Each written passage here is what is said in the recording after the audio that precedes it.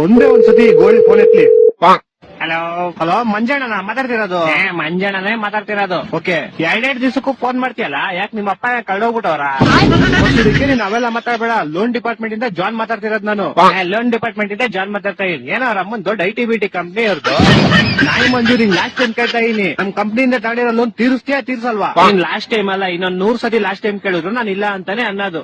ಬೋಸುಡಿಕೆ, ನಾವು ನಿಂಗೆ ಏನೋ ಮಾಡಿದೀವಿ. ಕಾಲ್ ಮಾಡಿದೀರಾ?